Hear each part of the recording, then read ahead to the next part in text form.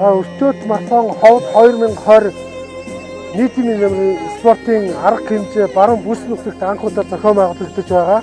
За энэ арга хэмжээ маань 4 бүсэд Монгол улс даяар зохион байгуулагдсан. За Сэлэнгэ аймаг, Дорногов аймаг, Багнуур дүрэг гэсэн. За Ховд аймагт хамгийн сүүлийн өртөөт марафон маань ийхүү зохион байгуулагдаж байна. Холбогдол нь бол бас бүх нийтийг хөдөлгөөнд хамруулах, гүйлгэх, за суудлын ажилчид буюу ажлын байранд суудлын хөдөлгөөний дуртагтай иргэдийг хамруулж бүх нийтийг ер нь хөдөлгөөнд, асуул хөдөлгөөнд идэвхтэй амьдралд оролцуулах гэж одоо энэ арга хэмжээний гол ач холбогдол. За мөн энэхүү тэмцээнийг зохион байгуулалт хамгийн их одоо тусны мөр өгч байгаа Хатанбаатарын Магсаржийн нэрмжид төвчийн 123 дугаар ангийн бие үргэлжлүүлэхүүндээ бас баярлалаа гэж хэлмээр байна. Арга хэмжээнд маш ач холбогдол өгч бие үргэлжлүүлэхүүнээр ажил энэхүү арга хэмжээг зохион байгуулж байгаад бас бид талархалтай байна.